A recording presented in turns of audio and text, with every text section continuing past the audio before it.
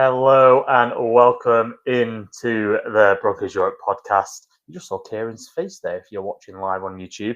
He was full screen. But yeah, welcome into another week. We're flying through the season. We're already into week two after the Broncos managed an opening week win, which we will dissect in just a second. But I'm joined, as always, by Mr. Kieran Morley. How's your week been, Kieran?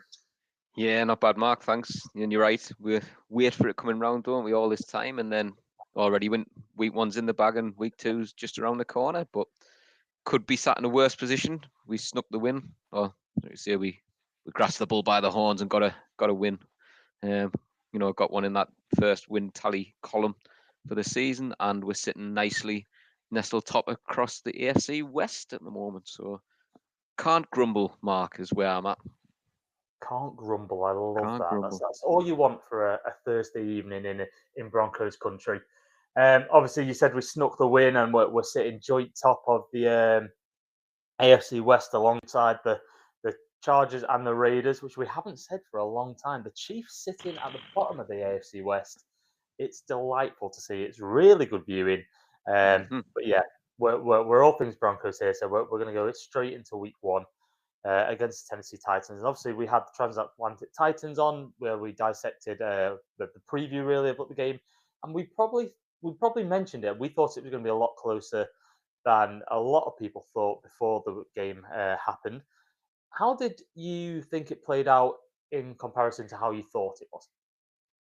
Probably, well, if we run back a week, Mark, and check what my prediction was, what did I go, either 21-13 or 20 Yeah, 30? I was like a point or so out, and I just didn't expect there to be that much rust on one side of the ball. I expected a little bit of rust, the training wheels to come off, a bit of gelling, but people know the result, they know the score, they know how well the defense did in that game, and how rusty the offense looked. But I can't say I'm shocked by how close it was. Maybe it's just like you say, shocked at how, you know, not say bad. It wasn't bad, but how subpar one side of the ball looked compared to the other, considering the starters are all in the same boat. They've all got new names in the roster in the rooms this year on each side of the ball. They've all had the same minor amount of time to gel through preseason in terms of real game time. So yeah, it was a little bit more disappointing that it was such a gulf between the two camps. Really, I think is where I'm at, but not shocked by the result or how close it was by any means. no, I think we always thought we were going to get the win. I knew it was going to be a tougher game than most people thought, and in the media, they've been hyping the Broncos up, and yeah, the offense didn't live up to that in the opening game, but they didn't show much in the preseason, to be honest, and they probably showed a little bit more in this game. Bo Nix started the game on fire. I think he was 4 of 4 or 5 of 5, and he was tearing up the Titans defense, and it's like he got a little bit overconfident. I remember he did that pre-snap penalty, didn't he? And he got them to jump off sides, and after that he tried it again, and it Yeah. seemed to go downhill from that moment. And he threw those two interceptions. Obviously, had the fumble.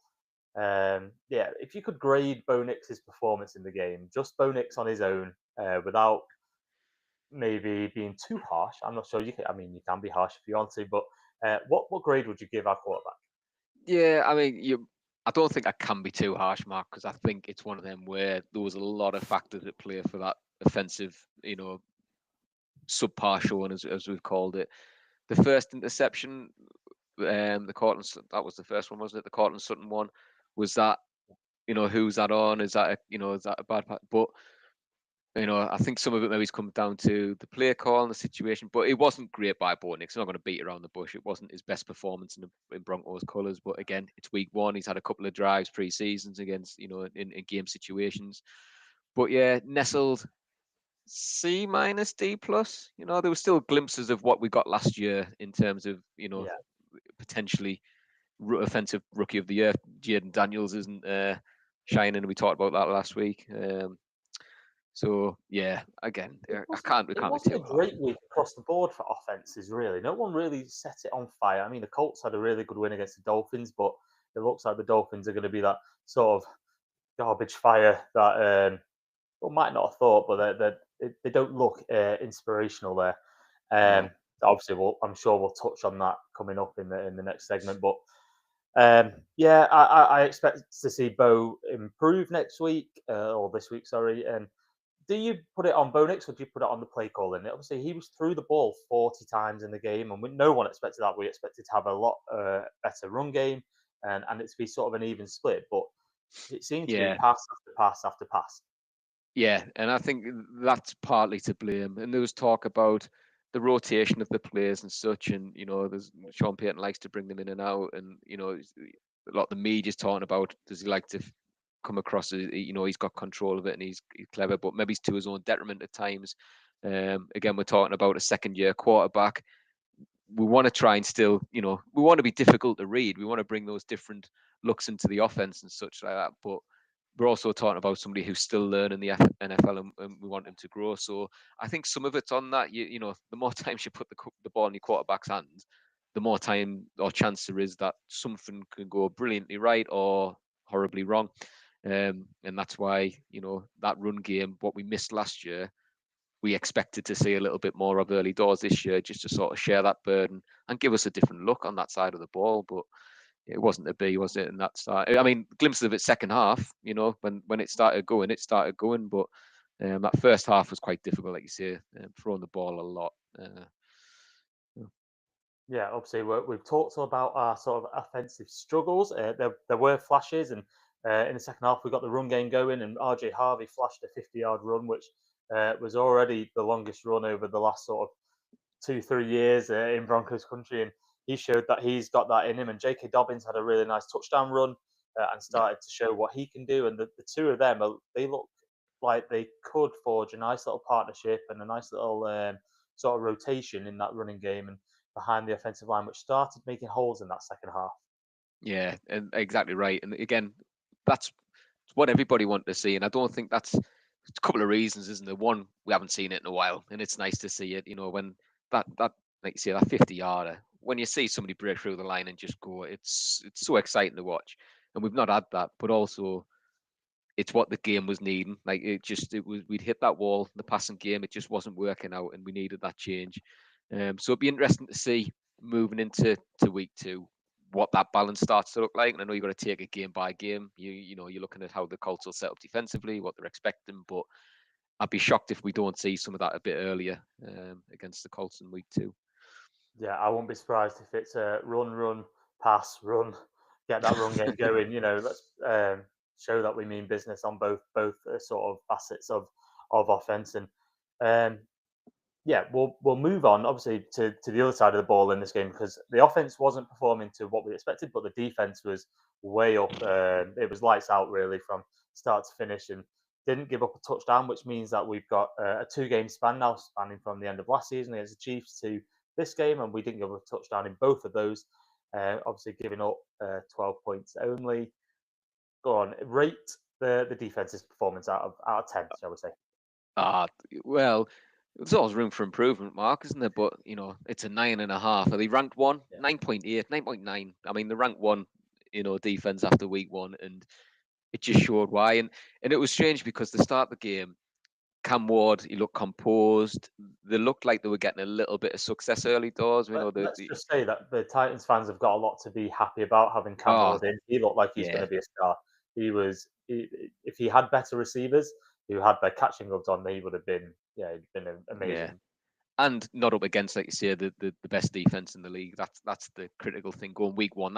It's the baptism of fire, isn't it, that we talked about? But Yeah. the defense was just amazing. And again, we did our little mock up last week about our defensive rookie of the year, offensive player MVP, and I picked Nick Benito just before he'd getting his big deal. Do you feel smug about that?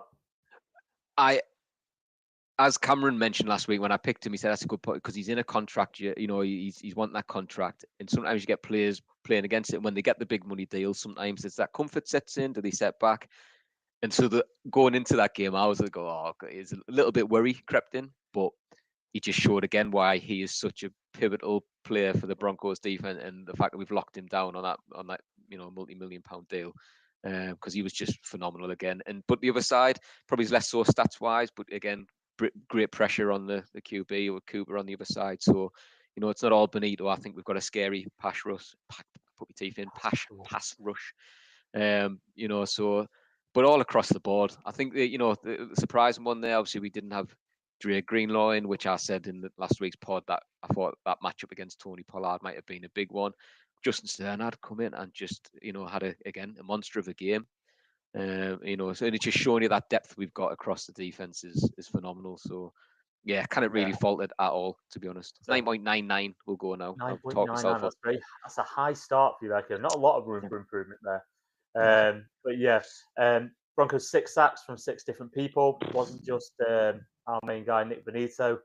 Zach Allen got one. I'm sure one of the linebackers got one. But Justin Sternad coming in for Dre Greenlaw was just outstanding. He was everywhere.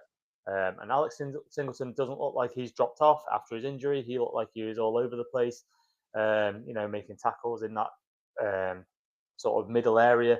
But the one player who I was excited to see was Hufanga at safety. And obviously in that first quarter, he forced the fumble with a great hit. He was our leading tackler for a long time. Yeah. And he was just playing lights out football, really sort of setting the tone, whilst Pat Surtain went about his sort of normal self on the outside of on one side, and I don't think he allowed a reception, did he, all game? No, he didn't. In fact, he didn't. And that's just he's going to expect. I mean, he doesn't get a lot of targets, does he? But even on that, I think across the secondary, they all dealt with it phenomenally. And like say, we talked with Adam from Titans Atlantic last week, they have got weapons. Cam Ward will, as he settles in, they have got weapons. But again, it was just the wrong defense for them to come up against week 1, and they just locked them down. Yeah. It was phenomenal. So, yeah. Right. So just before we move on to this week, we will pick one riser from the Broncos this week, and then one player who's fallen. And I will go over to you first for your faller. For my faller, a little bit. I mean, I've got a couple. I think one, it was a surprising considering how much we threw the ball that Pat Bryant didn't come out with any, targets or I don't know if he had targets reception.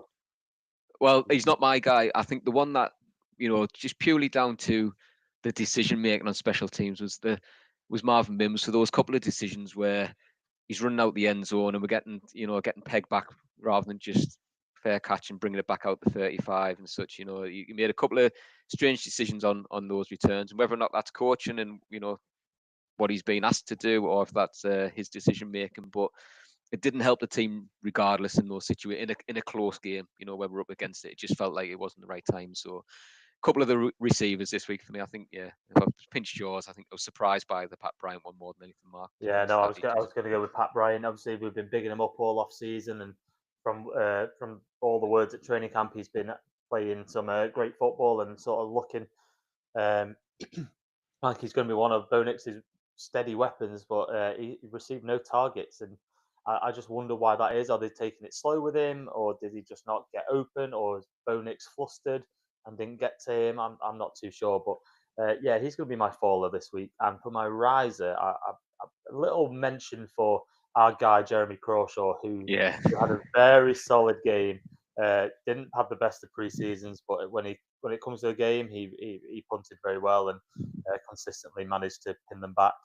I mean, the coverage wasn't too great, but yeah, his punts were always going in the 20. So yeah, Jeremy Crawshaw, a little riser. But my main guy that I'm going to pick to rise, sorry, I'm stealing two here, is Riley Moss. He played outstanding on the opposite of Pat Surtain. There was one series where I think they went back to back to Riley, and he was in the right position. He got beat on one of them, and I managed to get back and defend the pass. And yeah, Riley Moss for me was the most improved for me.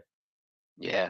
No, I think you took it again. There's a handful I think you could pick. Martin Crawshaw was one of the ones I'd penciled in, just thinking that from what we'd seen pre-season, there was a little bit of doubt creeping in. I think going, we said, yeah, get him in Mile High, and we'll see the difference, and but that game time, that pressure, and he dealt with it so well.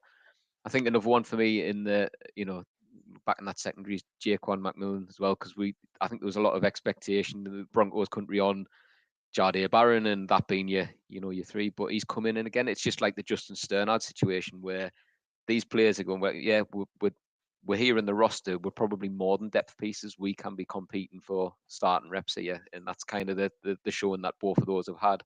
But my one, I'm going back to the offensive side of the ball. I just think that glimpse that we saw of RJ Harvey, our rookie running back, is just, it's exciting, and I'm just hoping that little glimpse of what he can do at that 50-yard break is maybe, you know, the catalyst for seeing more of him next week or this week, because we're nearly there.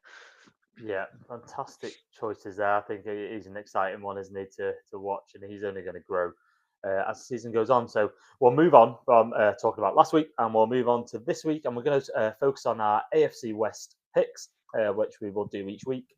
We didn't manage to get to it on the pod last week, but we did it in our little group chat. I managed to upload them onto our social, so you can all see what standings we're at anyway. But we'll focus on this week's picks. I've got a little graphic to put up on the screen. So if you aren't watching on live on YouTube, go over there and join us. It's the best place to watch the pod. We are live on there when we are recording. So I think that should be showing. Yeah, it is. Okay. So well, obviously, each week we will pick who we think will win, and we'll keep a tally and see what we can do at the end of the season. But Kieran, talk me through your pick for the Broncos at Colts. Yeah, I mean, we'll probably talk a little bit about the game in more depth in a minute, Mark. So I'll not go too much, but it's one of them. I mean, we saw a great performance from Daniel Jones, probably shocked everybody. But as you alluded to before, I think that Miami team, I mean, Jesus, you know, when what they put up against us last year before, sorry. Yeah. That, you know, to where what they showed at the weekend was just massive, you know, and they just, it was a bit like in what we're seeing with the Titans game. Actually, if they were a little bit like the architects of their own downfall with, you know, decision making and penalties. And just go not to dwell on the Titans game. One little stat we missed out. You know that they had 2 yards less penalty yards than they did offensive yards. They had 133 offensive yards and 131 penalty yards, which is madness. But Dolphins were similar. I think it was just they were inept without being too harsh on both sides of the ball. They just couldn't deal with the Colts, and I don't necessarily think that's because the Colts were phenomenal, although put up a big score. I think they've been very good, and it makes this decision a little bit more difficult. I think we've looked at these two fixtures quite favourable coming into the start of the season, but I think this one's, again, it's going to be a tighter scoreline than people might suggest. And I think from following our start last week, I think that media might suggest that as well now, moving closer to the game. But I've got to fancy us taking it again, Mark. I think just that defense is going to give us a lot of opportunities to come out on top in a lot of games this year, and hopefully this one is one of them. Yeah, I think you're spot on there. Obviously, you are going for the Colts, and I will join I'm you. not. Sorry, the Broncos. My God, I've just sworn at you there. Yeah. Both going for the Broncos to make ourselves go 2-0. Let me just update the graphic. But yeah, we'll talk about this game in a little bit more detail coming up. So I won't dwell on it here. But we will move on to the Eagles at Chiefs, and I'll open the talking on this. I've deleted my face actually. Oh well, it'll come back. I'll open us up, and I just think this is the perfect opportunity for us to gloat at the rest of Chiefs, the rest of the AFC West, and see the Chiefs fall to 0-2 for the first time in a long, long time. Yeah. Obviously, well, welcome in, Sean. Nice of you to join us. Always great to have people chipping in. He's commented away, so it's nice of him to join us. Who do you think what do you think for the AFC West picks? Come and tell us what you think. But yeah, this is perfect opportunity for the Chiefs to go 0-2 and the Eagles to claim a second victory as well. But I just see them losing this, and they could even go 1-3 over the next opening 4 weeks. They have got a tough schedule. Obviously, that first place schedule is never easy. No. But the Eagles are the Eagles. I think they've just added another running back. I can't remember who it was, but they've just added. It's Tank Bigsby. The Eagles have just added. All right. I've missed that. They've added another weapon there. But obviously they got Saquon Barkley against it, and this Chiefs defense is nothing special. They don't seem to have a pass rush. You know, their offense, they've got wide receiver 1 and wide receiver 2 out now. Obviously, Kelsey deciding to take out the rest of the receiving weapons there on his own. Kelsey getting on a bit. He did have a big play for a touchdown in the opening game, but yeah, I just see the Eagles winning this one. Yeah, and again, like you say, it's been a long time since that's how these conversations have gone. I think about the Chiefs, Mark, they've always been the team to beat, haven't they? But I kind of disagree. I think, the fact that we could be sat there 2-0 and the Chiefs 0-2, it's madness from recent years. But yeah, I mean, you say that they don't look as complete as a team as they have in recent years. And again, yes, they've got some issues with certain players at this moment in time, but the run game wasn't really there for them. Passing wise, yeah, I mean, Mahomes, he's not what he was a couple of years ago, but he is still going to put up numbers. That is just, Yeah, he's got that let's ability. not be stupid and think that the Chiefs are just going to disappear into nothingness. They're a very good No, football team, and I hate saying it because they grind my gears week in, week out, and every year. yeah, But this could be the start of their downfall, if that makes sense. It could take a year, could take 2 years, but they're on the decline for now anyway. yeah. I I mean, just think, you look at that receiving, like you say, you've mentioned Kelsey. Smith Schuster's in there. These are players who are, I know wide receivers can go a little bit longer and such, but the youth's not there. Yeah, I'm just not convinced. I'm like you. I think it's a tough fixture, tough matchup on the schedule for them this week, and it might be closer. I think they're always going to score points, but I think the Eagles get this one over the line. yeah. And it's a nice thing to think that's going to happen. Look at that. I'm back. We're both picking the same at the moment, but I'm back on the screen as well up at the top. And we'll move on to the all AFC matchup, AFC West matchup at Chargers at Raiders. It'd be interesting to see where you go on this one, actually. Yeah, and I'm going Chargers, but it's not as clear cut as you think. They knocked the Chiefs off week 1. I don't really want to have them sat 2-0 after week 2 with them both being divisional games as well. Do you know what I mean? That's not the best situation, but I definitely don't want the Raiders sat 2-0. So, it's a little bit of a hard thing, this matter, but they just look a good team, the Chargers at the moment. That week 1. Now, that's not the same. Chino was thrown it. He had like some 350 plus passing yards. Brock Bowers looks an absolute weapon, and he went off. Did he return the game, or did he? He went off, and I don't think he come back. So, Couldn't tell you.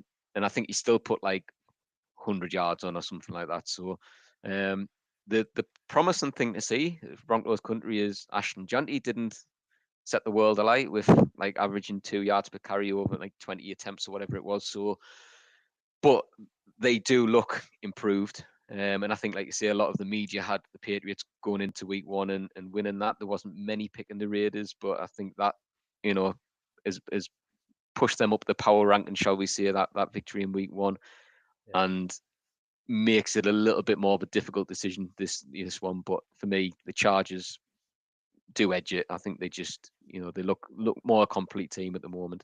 That receiving core they've got, Quentin Johnson, Lad McConkey, Keenan Allen coming back and, putting up the numbers and just looking like that kind of veteran present you need. So they're going to be a good team. I think I'm going to join you in the Chargers. I know we've gone for the same this week, but there will be times this season where we do pick opposites. But I think these are all similar ones to pick anyway. The wide receiver group actually surprised me. Lad McConkey wasn't their best wide receiver against the Chiefs. And Quentin Johnson looked very, very good. Obviously, got the 2 touchdowns there. The running game was a bit slow to get started. Amari Hampton looked like he's going to be a running back 1. But not amazing. But like you said, on the Raiders side, Gianti looked okay, nothing special. Obviously, got the touchdown, but it wasn't especially a sensational touchdown. The one that could win them the game is Brock Bowers, who started off like a steam train and just looks incredible. He's going to be tight end 1 this season without a doubt. He's one hell of a player, and I hate the fact we have to play him twice a year because we struggle against tight ends, or historically have struggled against tight ends. I Yeah. don't know what it's going to be like this season, but yeah, I'm going with Chargers anyway. So we've gone all the same this week, and obviously we will. I'll fill you in on the socials at Twitter at Broncos EUR and on the Facebook at Broncos EUR as well. You can find us there, and you'll be able to see how we get on, how we fare throughout the season. So I'll move us on to the next section where we are going to talk all things Colts versus Broncos. And we're going to do a little thing where we pick our sort of joint team. I sort of prepped Kieran for this about 20 minutes before we went live, so I'm sure he's done his research now. And we're going to choose who we think we would take in each positional battle. It's hard to do the defense, so we're just on passing defense and rushing defense as a whole. I know they can switch over, but we'll be able to talk about the matchup at the same time. So if we start, the obvious one, start with the quarterback. Where are you going? Are you going with Daniel Jones after week one, or are you going with Bo Nix after week one? Yeah, I mean, I think the question will be if this is your long term, you building a roster with these players, or if we're just looking, is this the players you want to take into week two? I think Daniel Jones turned a lot of heads week one and ensured that he is a competent NFL Now, I quarterback. sat in a sports bar watching the 6 p.m. games near me, and I sat with a Giants fan, and this was like hell for him to watch. Watching Daniel Jones absolutely ball out, Yeah. he could barely watch. I got a message from somebody at work who's a Giants fan the next day saying, "Did you watch the Bills Raven game?" And then it's very disappointing to see Daniel Jones balling out when So it was like, but it just shows he's there, and it's sometimes the situation that they're in on a team and an organization, the fit, the scheme, whatever it may be. But and again, 1 week's not does a quarterback make, shall we say? He's got to put it up consistently. Which he hasn't previously, and that's why for me, long term, we've got our sophomore quarterback come in, and I just think what we saw last year, week one wasn't great. Daniel Jones was by far the better quarterback, but we're looking, comparing apples and oranges in terms of the games and the matchups and everything like that. So I'm picking Bo for this, Mark. I think the future is brighter with our QB1 by quite a way in my mind. But that might change as this year goes on if we keep seeing what we saw last Sunday. But yeah, QB1 Bo Nix. We'll go with Bo and Nix. I'm the same. Daniel Jones did turn my head a little bit this week, but it's not enough to get him as our starting quarterback in this joint team. Hopefully, he will have sort of a poor week two against the stellar defense. He's thrown up against Pat Satan now, and who I think will be up against Pittman. It's Michael Pittman, isn't it? Yeah. In that wide receiver one spot, and hopefully, Satan continues that epic sort of start he's had and doesn't let another completion. Pittman's a better receiver though than Titans. Oh my God, Calvin Ridley in my eyes. So Yeah. it'll be a tougher matchup for him. But yeah, Bo Nix going up in our quarterback spot. We'll move on to running backs. Obviously, you've got Jonathan Taylor on one hand on the Colts, and you've got sort of the double-headed attack of RJ Harvey and J.K. Dobbins in the same category. I'm going to put them. Yeah, and again, I love the little glimpse we saw week one because we didn't have it last year. And I think the prospect of what we've seen with RJ Harvey through camp and everything, that it's got us excited as a fan base. But if we're looking right now, do we lean Jonathan Taylor purely off proven, his NFL running back, the standard he's put up year on year, despite his injury and such like that. But I do like our duo, Mark. I think that it's gonna, if used correctly, is gonna prove fruitful. And I'm tempted, I think this is a tighter decision in my mind than sort of the quarterback one, definitely. But I think at this point, I'd give it to Jonathan Taylor just for sort of proven track record as a running back. Yeah, I'm with you. Like you said, I really like the prospect of the two of them together. But Jonathan Taylor is an elite running back one. He's proved it season after season in the NFL. He can make those big plays. He can break through defense in a matter of seconds and take it to the house. I think Broncos have got a lot to look forward to in the RJ Harvey and J.K. Dobbins duo. Now, the key here would be how the run defense plays against the Colts. We played it very, very well against the Titans in Tony Pollard, but he's not the most electric sort of running back to go against, is he, Tony Pollard? So he can do it, but he's not consistent enough in my eyes. Jonathan Taylor is going to be a big ask, a different challenge, sorry, for the Broncos run defense, and hopefully the likes of DJ Jones and the linebackers in there. We don't know if Greenlaw is going to be playing yet, but I don't think he will, from what I've heard. So Stranad and Singleton are going to have to come up and play that run, and I won't be surprised to see Hufanga help out in that sort of role as well. But yeah, Jonathan Taylor's got to go in there for us, and hopefully we manage to keep him quiet in the game. But yeah, wide receiver 1, you've got the choice of Cortland Sutton for the Broncos or Michael Pittman for the Colts. And yeah, I mean, God, without delving back into history and stats and such like that, and you see, I didn't get much notice on this one, Mark, but it's there, and I think that wide receiver 1, I would flip a coin on either of them too. I think it's quite close. I'll probably go Cortland Sutton purely because I love the man, and I think he's a top wide receiver. He's a loyal servant of the Broncos. He's done well in harsh times. We've talked about this a lot in terms of the quarterbacks he's played for and such. And he's starting to show now, what he actually can do and what levels he can get to with a competent quarterback where he has starting to get a good rapport with. But again, week 1, Michael Pittman put up there some good stats. I think it was 80-ish yards or something like that and a touchdown. But now, flip a coin. What I am willing to do here is go Cortland Sutton as wide receiver 1 and then Pittman as wide receiver 2. Obviously, the 2 best wide receivers in the game. I don't think we'd pick both Colts wide receivers. No. I don't think we'd pick both Broncos receivers in this spot. So, sorry, in my mind, that's what we were doing. I think we were just arguing about which one of them is 1 and which one's 2 if you're building a roster. And I think, like I say, I think you could flip a coin in terms of which one sits in which position at the moment. But let's put Court in wide receiver 1 because we bleed orange, don't we? He offers that a little bit more. He was the clear favourite weapon for Bo Nix, and obviously he had that great touchdown play to get his season up and running. But yeah, I think we go Cortland Sutton in that sort of 1 spot, and Michael Pittman in the secondary spot there. But it's going to be, I think Cortland Sutton here is going to have the better game purely because Pittman's going to be coming up against the beast in PS2. So hopefully we won't be seeing him much. Obviously, it's going to be a tough one, but yeah. Tight end, where are we going? We don't know the game status yet of the Broncos wide tight end 1, Evan Engram. Did pick up that calf injury, which wasn't great to see. Didn't have much to do in the game. He lost me my bet, unfortunately. He didn't get enough yardage, which was really frustrating to see. But Tyler Warren came in like a freight train, didn't he, into the NFL and showed why he was a high draft pick and the number 1 tight end out of the draft. And he shows he's got that high upside.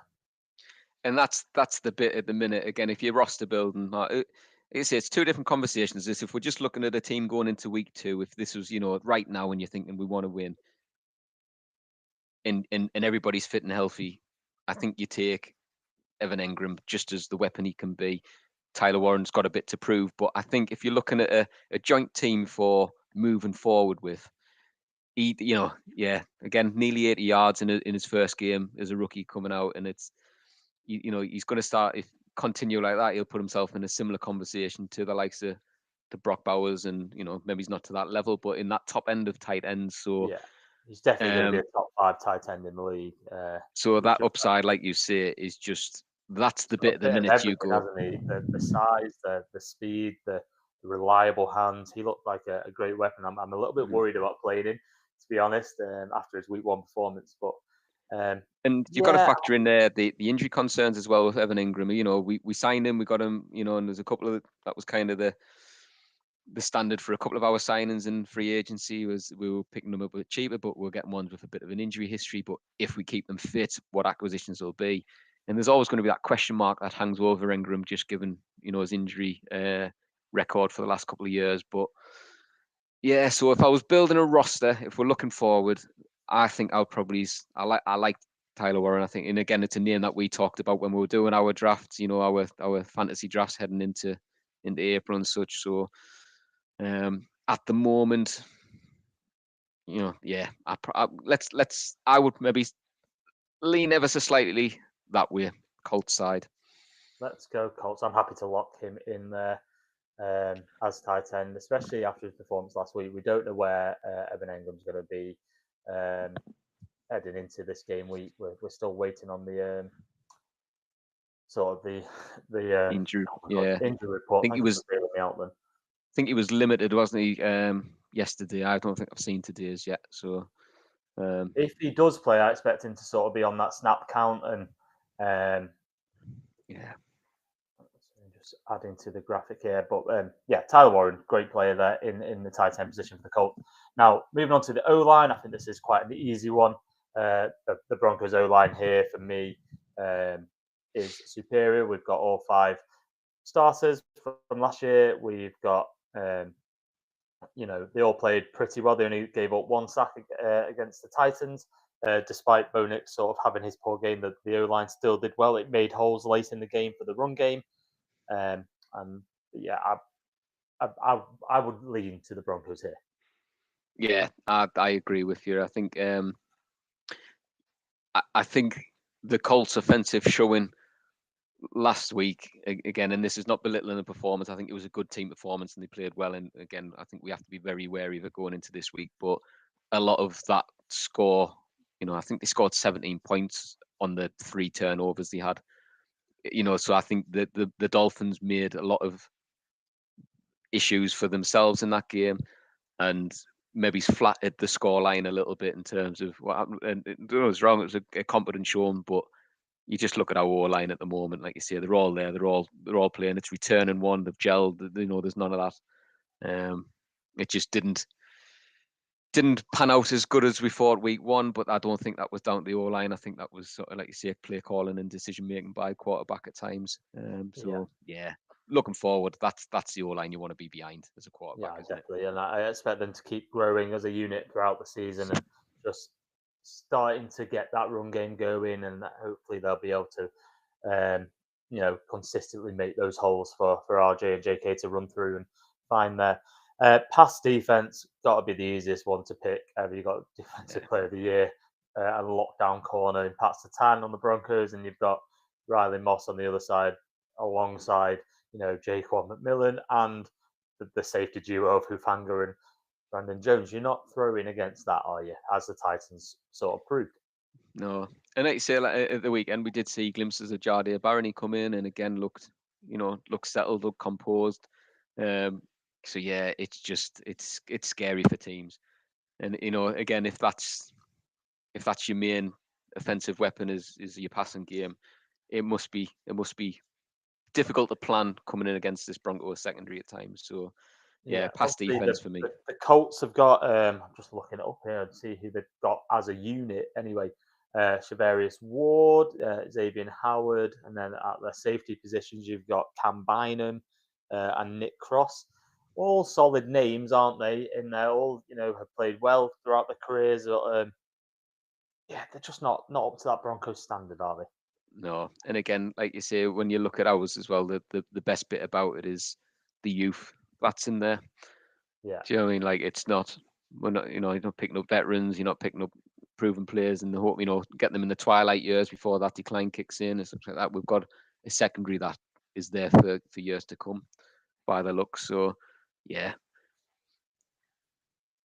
Happy days. So we're obviously for the units here, we've gone for a lot of the Broncos, and will it stay that way heading into the run defense? On the Colts side, you've got the defensive tackles of DeForest Buckner, big name there. Grover Stewart, I know he's a big body, and then the pass rush also counts in this. I'm guessing. Yeah. You've got the second year, I can't pronounce his name, Latu. We're going with that. He's an absolute monster. He is. He's but an individual. Still learning his game. an individual in there, and we've got stars and such. But if you're sort of looking at that front seven, is this if we're taking that, Yeah, to some degree, um, ask us this last year, we're probably having a bit more thought. We talked about it last week about how we would get carved up by mediocre running backs odd weeks, and but we did seem to get a grip on that more last year. The year before it was more prominent, more of an issue. We did manage to get more of a grip of it last year, and I just hope it continues. And again, we've got players in there that we haven't yet seen. And I think, again, see his name, I think I've said it like 6 times in 2 weeks, but Dre Greenlaw, excited to see when he's fit, what he brings in to that inside linebacker role as well. So I think, again, I'd lean Broncos on this one, Mark, and it stops it being a 4-4 split. I apologise to all Colts fans out there, but we don't need to yeah. apologise to those Colts fans. And let's be honest, I probably would have, if I was doing this and it wasn't being publicised anywhere, I'd probably put RJ Harvey and J.K. Dobbins in a running back, but I'm being nice. You are being nice, and you always are the nice one here. Thanks, mate. You're welcome. You can pay me later. So we've got the Broncos in at the run defense as well. We only gave up 71 yards on the floor. I thought it was a little bit more than that against the Titans, but obviously not. Yeah, it's looking pretty good there for the Broncos, and in all the sort of key places that the Broncos are there. You got your quarterback and wide receiver one. They can forge that duo, and on the defense, we know it's going to be all Broncos, no matter what position you pick.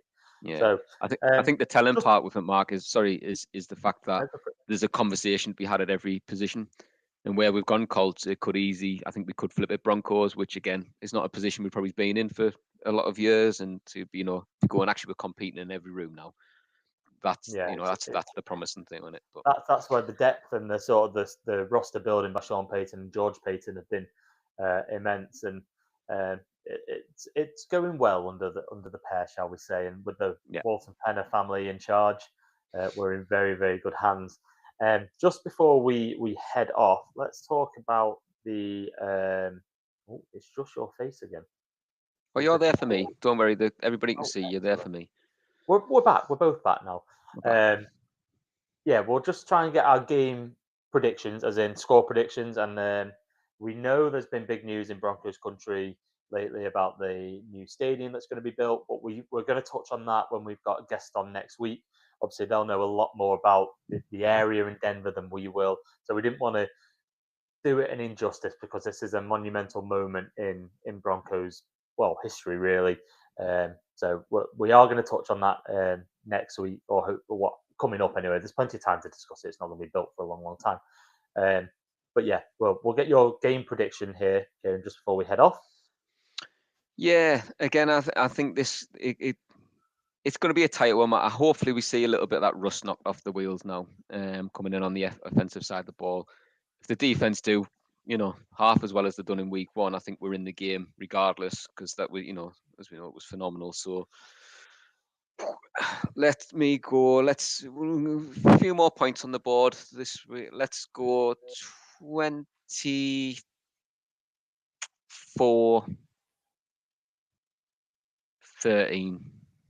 Okay, so defense, are they scoring a touchdown in that? The Colts. Yeah, we'll chuck them one. We'll chuck them one. So the Broncos snapping that streak of not allowing a touchdown. Yeah, I think you're going to be right there. We're going to get a few more points than we did in week one. I'm going to go for a 28-10, though. I think with a touchdown. Yes. Well, yeah. The maths doesn't work otherwise. I'm pretty good at maths. I'm trying to figure that out in my head. But yeah, I think that they do get one through the legs of Jonathan Taylor, who just breaks free for something. But I'm not going to predict it too much. But yeah, both Broncos wins is the important thing there. And obviously, you'll have seen on our socials that the Broncos have announced their London schedule of events on the Saturday and the Sunday. We are proud to be teaming up with them for the events. We've worked hard behind the scenes to ensure that happens, and there's going to be our event that happens as well. We've just not released that yet. That will be coming out in the next week or so, hopefully. I'm fingers crossed that we can tick off the final thing that I'm looking for. But yeah, on the Saturday, I'm just going to run through quickly. You can see this all on our social media. It's our pinned tweet. On Saturday, we are going to be joining the Broncos at the Admiralty pub in Trafalgar Square. It's a fantastic venue. We're going to be there from 1 o'clock till 5 o'clock. You can catch the Broncos York podcast recording live from there with some very, very special guests, shall I say, who are going to be in the building. We'll be out getting some content with you guys out there who have travelled down representing Broncos country. And then on the Sunday, we are pre-gaming at the Antwerp Arms in Tottenham before a pub to pitch match. I've been practicing that because every time I've said it, I've gone wrong, and I've said it the other way around. But yeah, we will be doing a pub to pitch march with the Broncos. We're going to think a lot of chants, think a lot of orange, a sea of orange, basically, all marching up at the same time. And that's all starting at 11 a.m. at the Antwerp Arms. So they're both free events, and we can't wait to see you all there. If you do see myself or Kieran or any of the Broncos Europe team, do come over and say hello. We're not shy people. We'd love to see you and just talk Broncos. So we're really, really excited about that. And yeah, unfortunately for myself, I have to share a room with Kieran. But it's not. You've It's not all. one or two people I'm willing to share bedroom with, mate. That is very, very kind. I won't ask you who the other one is, just in No, case. It's don't, not because my wife's nearby. So yeah, you have to say that. But yeah, but thank you once again for joining me, Kieran, and we will see the rest of you guys next week, hopefully on the back of another win and a 2-0 start for Broncos country. So yeah, we will see you all next week.